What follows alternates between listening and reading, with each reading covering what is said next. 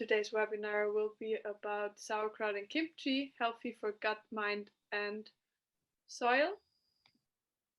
And I'll shortly tell you a bit more about our agenda today. So first of all, we will welcome Moritz and he will tell us a bit about his story. Then he will answer a few questions. How is your sauerkraut and kimchi made?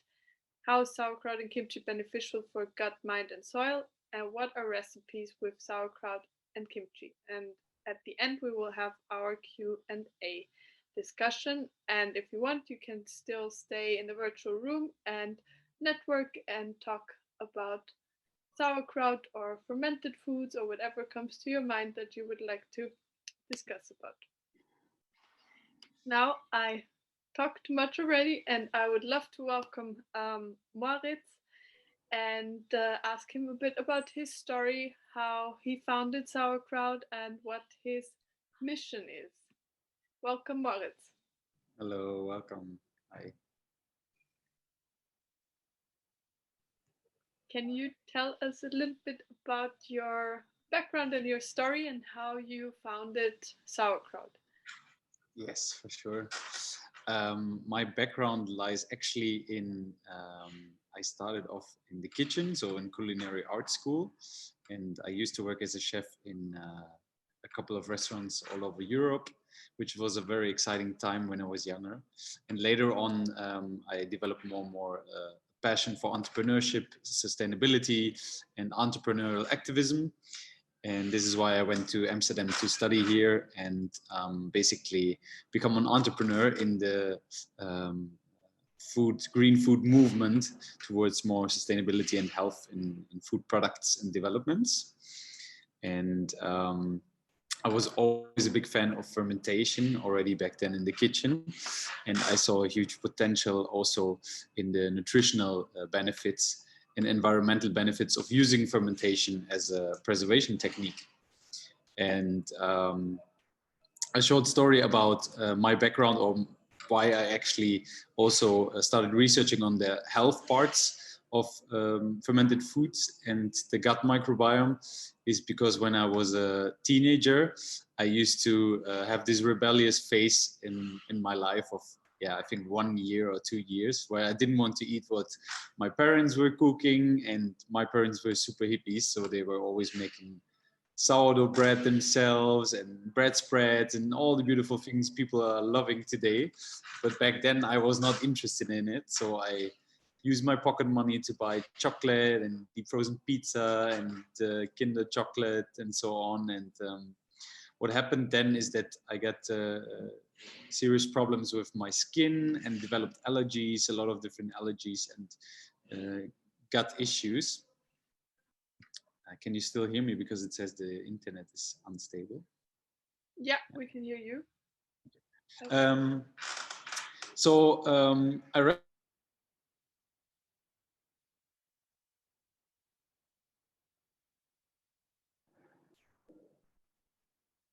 now it was there was a short break where we couldn't hear you. Okay, you can repeat your last exactly. So I developed all of these allergies and non-communicable disease, and after shortly evaluating what changed in my life, I figured that it can be related to my diet pretty much, and also some lifestyle changes. And then I started with more fermented foods and food that is alive, and suddenly these problems went away again. And that just showed me the power we have of our own diet, and is also a big contributor to why I started Sauerkraut, because I want to share that. Yeah. You shared one more thing with us, a quote of yours that says, follow your gut feeling to bring back diversity to our gut and soil. What do you exactly mean by that? Well, research has shown that in the past 50 to 60 years, actually, since we have the food industrial and food revolution, we are losing more and more diversity within our own gut microbiome towards bacterial diversity. So positive bacteria we need because not all the bacteria is bad out there, even if it seems like that sometimes, especially in these corona crisis times. And the fear of bacteria and viruses is a little bit overthrown. And what happened is that we started eating more processed food, less food that is alive, more sanitization, more, less contact with microbes and bacteria. And now we feel the effect of that. So we lose resilience within us and also within the soil around us, because in the same time, more and more monoculture is starting, and we lose bacteria in the soil as well as within ourselves. And the mission is to bring that back and to educate people on how they can bring that back. And it's in line with nature and humans at the same time. Is the ratio between microbes in your gut and the soil and the decrease of the microbes comparable? Like, is it the same ratio in our bodies and the soil, or is it completely different? I don't have specific numbers on that, but I could imagine that the reduction of soil quality and this disruption of soil moves a bit faster than actually within ourselves at the moment, because of the way we do farming and the food we are choosing. But if we are choosing for this food, then we are also choosing for food that is not alive anymore, and for food that has less nutritional value. So that translates directly into our own diversity, inner diversity. Yeah. Okay. If we see it from a holistic approach, then I guess Yeah. at one point it will be the same ratio. All right, then let's start with answering the questions that are hopefully interesting for our audience. So our first question will be, how is your sauerkraut and kimchi made? As already mentioned, the key factor is the process of fermentation. And fermenting something means basically activating a microbial transformation. And within kimchi or sauerkraut specifically, almost all the products we basically make, we make use of lacto fermentation. Lacto has nothing to do with lactose and has nothing to do with milk sugar or whatsoever, but it has to do with the systematic breakdown of lactic acid bacteria and the development and creation of lactic acid bacteria. And that happens through, it's not man-made, it's made by bacteria itself, basically. So we just give the right circumstances and environment in our production to let bacteria flourish. And that also means that we have to choose the correct ingredients and also the correct way of producing that. And that is made, in our case, by organic and biodynamic ingredients only, mainly from local farmers. And there's no overwashing or over sterilizing in our production, because we need the microbes and bacteria around us that the fermentation even starts. So the bacteria which remains on the vegetables, which is not like huge chunks of soil or so, but small pieces, mostly invisible with the eye, of dirt, of soil, which is still bacterial rich, plus the bacteria which is on our skin microbiome. So basically from the person who starts the fermentation process with its hands, and all the bacteria which are around us in the room, all of them together are needed to start this fermentation, a wild fermentation. And basically the bacteria work for yeah, you have an army of bacteria. exactly. They are not my employees, but they work for me. And if you give the right environment, which is the correct temperature, very important, the correct amount of salt, because salt is a way of preserving, the right amount of time. It needs a very long time to ferment properly, very important, because you can also make a lot of mistakes here. Yes, this is what I wanted to ask. Is there something that you can do wrong while fermenting? Yeah, definitely. I mean, it all starts with these 4 factors and conditions. If you don't meet them properly, and you really have to weigh the ingredients and the total amount to give them the right percentage of salt, for example, or if you use starter cultures or so. So if you don't have these measurements in place, you cannot just throw in a bit salt and hope that it works out, and then also the temperature. Then you will have a bad fermentation, or it doesn't ferment at all, or time-wise you ferment it too shortly, which is also dangerous, because then you don't have enough lactic acid bacteria developed yet, which preserves the product. Mm-hmm. And some of Little Plant Pantry's clients might have asked why your kimchi is actually stored in the fridge and not packaged in a plastic packaging like all the other sauerkrauts. Yeah. Yeah, it's a good question, because most of the sauerkraut is cheaply and easily plastic packed available next to the potatoes in the supermarket. But the problem is that this sauerkraut or kimchi or other fermented products are pasteurized after they are fermented, so heat treated.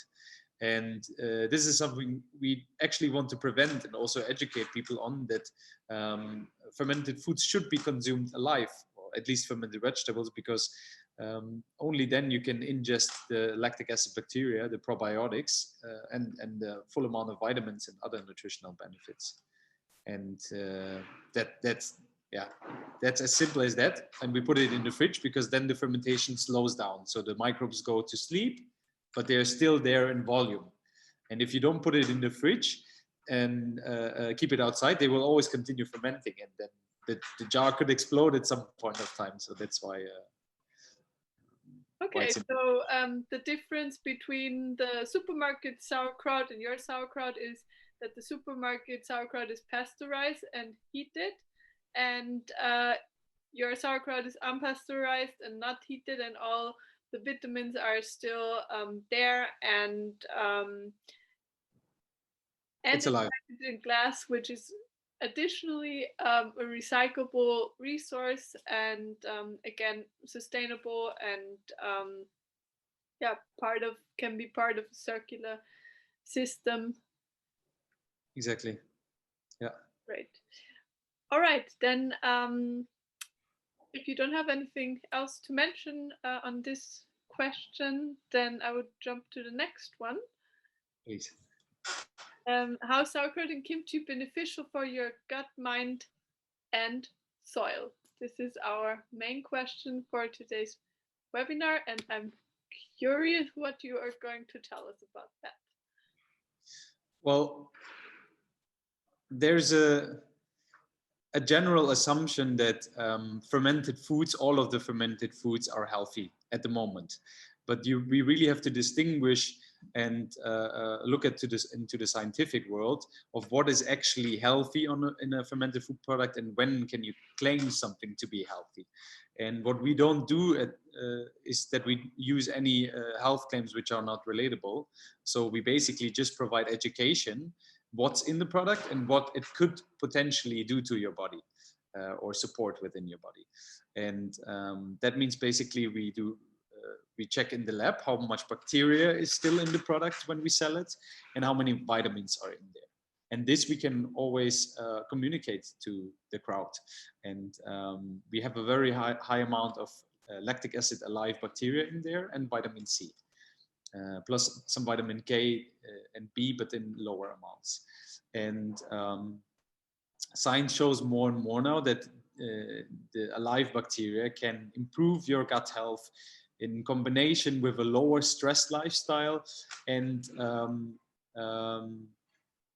sugar reduction and increase of fiber intake. And fiber and alive foods are also called probiotics and prebiotics. So the probiotics are basically within the food, the bacteria, the alive bacteria, which you can consume. And then you have the prebiotics, which are the fiber also in sauerkraut, for example, from the cabbage or from spinach or broccoli or whatsoever, which you can include into your daily diet. And I always like to give an easy explanation of what is probiotics and prebiotics, and putting it in a relation to the soil in the garden, or at the garden itself, because I see the gut within us as a little ecosystem, and the garden as well, and it needs to be taken care of. And the probiotics then in the garden stand for the seeds. So basically the seeds we can plant within our gut. And yeah, a seed doesn't grow by itself. So it needs prebiotics, his little brother or partner or sister or whatsoever, to flourish and grow. And the prebiotics are then the fiber, which the probiotics eat on and flourish from. So that's then the fertilizer, basically, the natural fertilizer for our gut. And if you include these pro and prebiotics, more and more studies show that a gut rich in diversity is also more resilient. And resilience means basically within our gut, we store around 70 to 80% of the cells that make up our immune system. So especially in times of epidemics and crisis, it comes in quite handy to improve that the gut health and support your immune system. Talking about research, maybe you want to mention a bit about your collaboration with the university and how you are doing research on your products and what you found out. Well, since shortly we started to work together with master students from the Vrije Universiteit in Amsterdam, which are into the field of microbiology, and they look basically into the amount, or that's the goal on the long run, once the labs open up more again for us. What happens in a test group if they include our products on a longer time frame into their diet, combined with different factors or excluding different factors of, you know, lifestyle, stress reduction, and plant-based, non-plant-based diet, and just see what happens and develops in the gut when there's more diversity, and how does it also connect to the mind. So that's also a very, very big topic. I could talk hours about. So what happens in the mind and in the gut. And that's what we want to try to find out with them. Additionally, we want to do some more science communication. So show people literally what happens under the microscope, that they eat basically, which is alive and tumbling around, and to understand what's bacteria and why bacteria is not always bad. So that's the collaboration with them. Yeah. And you see here on the right side of the slide also that properly fermented foods, so if you give them enough time and they run through all the microbial transformation stages, can contain components of GABA and melatonin, which is good for sleep and releasing stress and anxiety, certain vitamins, antioxidants, short-chain fatty acids. So there's a lot more to be able to be retrieved and researched for the next 5 to 10 years. Yeah. That's good news. And a lot of times you mentioned now the gut-mind health. And I know that you have a tool to, to be more aware of that. Maybe you can tell us a bit about your gut-mind journal and how this can help maintain a healthy body and mind. Yeah, the gut-mind journal is basically a big part of since the beginning of Sauerkraut already, because we want to be an educational platform and not just a product in the shelf. And within the gut-mind journal, people can, for free, read in Dutch and English in 2 different languages, all the newest reports of scientific research we and the students at Sauerkraut do, and also what's the relation between the gut microbiome, gut health, and your mind. And that's very powerful, actually, because the bacteria within our gut can control the way we think and we choose. And if we make them our friends, then we can also feel happier, because serotonin, for example, is stored to 90% within your gut. So happiness, happy belly, happy life. Yeah. I can give you also an example. If we still have time, I can give you an example of a research project which I wrote recently, a summary about, of gut bacteria and how it influences a test panel group. So I give you the short version. So there's basically there's a test overview. Okay, there was a test panel group, and their behavior was studied, and their diet, and the correlation of that. And since we have different kinds of bacteria in our guts which break down different nutrients and parts from our food, so carbohydrates, proteins, fats, and sugars, we also need to feed them. And just like in nature, there is survival of the fittest going on in your gut. So basically, if you eat a lot of carbohydrates, then the bacteria nourishing on carbohydrates will grow more and more and more. And if you eat less proteins, they will go less and less and less, and there comes an imbalance at some point of time. That's why we always talk about eating a balanced, holistic diet as the best diet you can imagine. And if you, in this test group, the participants ate previously, before that, they ate a lot of sugar or fatty foods when they went into a less emotional, less attractive phase, in a kind of depressive phase. And then the sugar eating and the fat eating bacteria take over more and more. And if you give them then less sugar and fat, they can communicate through the vagus nerve in your spine with your brain, basically, with your mind. They can communicate up and down. And what happens is that the bacteria basically starts to manipulate your thought systems, because it recognizes the pattern. Hey, if I make this person feel sad, angry, emotionally unstable, then there's more chance that he grabs the next Ben and Jerry's or fries or pizza, any comfort food, and I can nourish from that. So it's basically, it doesn't mean bacteria can control also your behavior. And I think that's a bit scary. It questions also the choice of free will. But the good news is that also works the other way around. And many people experience that when they switch to a more plant-based, healthy diet and less stressful lifestyle, then they also feel happy in their belly, and happiness can come from eating healthy foods. So it goes both ways. Interesting. So let's go from the belly dictatorship to a new product of yours that you told me about that is very exciting. And I'll just go to the next slide. And it's butter. How can you combine ferments with butter? How is that possible? Okay, yeah.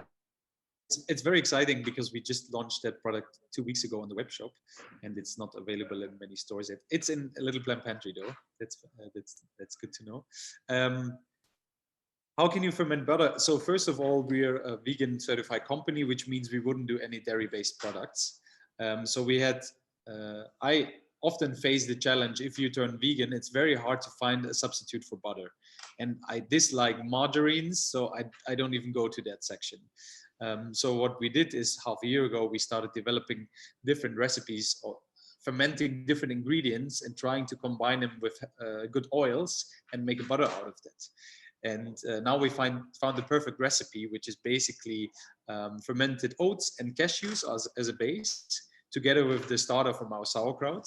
And that being fermented for a while, and then we add a couple of different oils, for example, flaxseed oil, unfiltered flaxseed oil, organic, unfiltered unprocessed sunflower and coconut oil, and combined with the right fermentation process, this creates a butter which literally tastes like real butter, but then it's vegan. And I think a lot of vegans will say now hallelujah, because this is something they have been waiting for. So I'm very excited to show that. And it's a circular product because we reuse waste streams from another set of products, same way that we also use our waste for compostation. And I think that's, yeah, I'm very hyped up myself about it. Yeah. All right. So everyone who is listening who is based in Amsterdam, make sure you check it out at the Little Plant Pantry. And I'm excited myself to try it out soon. And yeah, it sounds like an amazing new food adventure. And I've never heard about that before. And especially for vegans, this must be kind of revolutionary to have a fermented plant-based butter. Yeah, exactly. All right, then I see we have about 6 minutes left for today.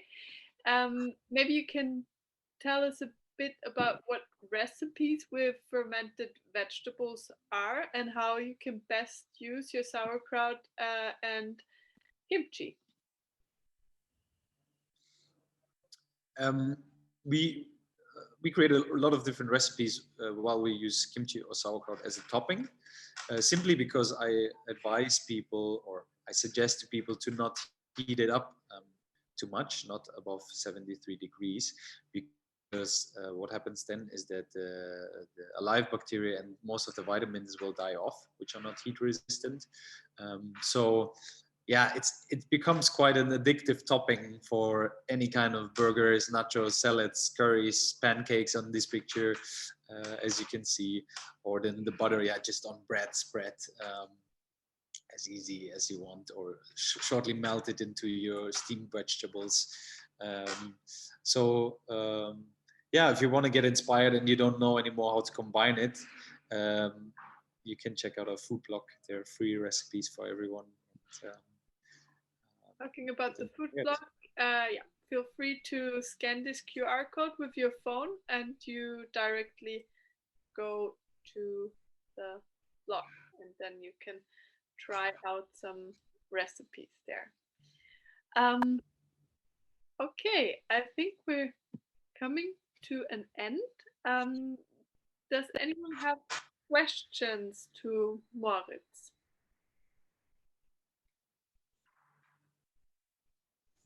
I think there was something in the chat already. Yeah? Okay, I didn't see that. Okay, first one.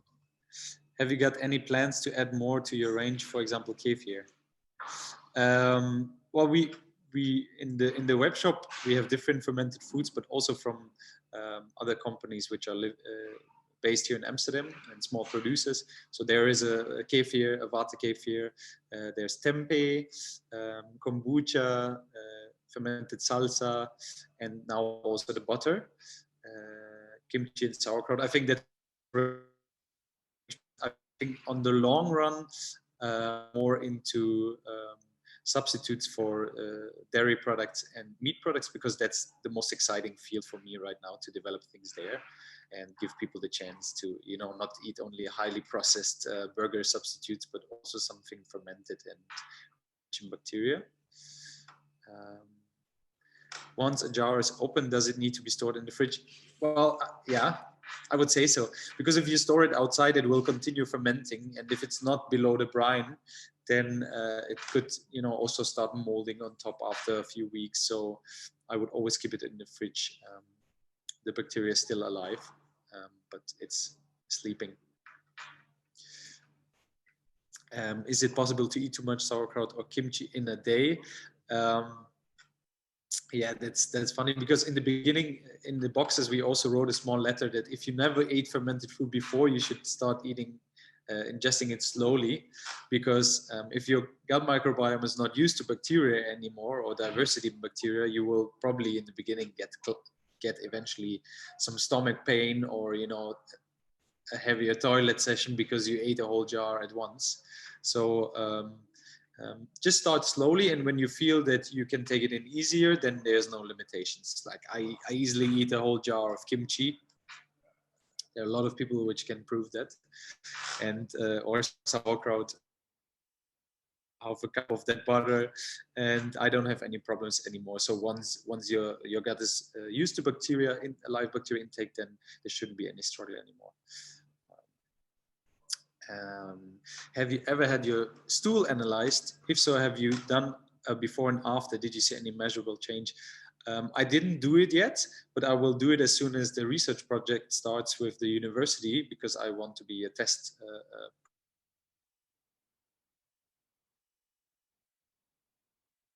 see on the long run how it develops, and then I will get some results and let you know how my stool is going.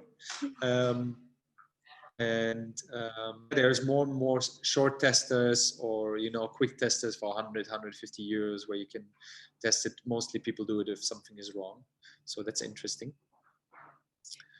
And Moritz, yeah, last question. Yes, and you mentioned it eventually we're going to the session will be interrupted because the Zoom meeting does not allow us more than 40 minutes. Yeah. I want to say thank you already for tuning in, and hope to see you at our next webinar. And thank you so much, Moritz, for sharing your expertise on the topic.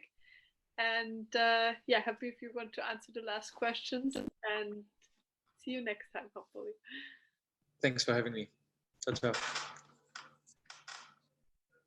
And if we still have time, you can still answer the question. I just wanted to say bye already.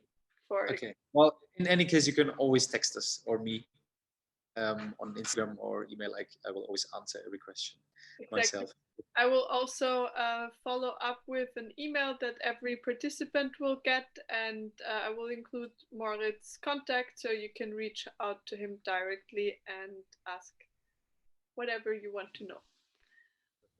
Okay. Have a lovely evening still, and see you soon. Ciao, ciao. Thanks, everyone. Bye-bye.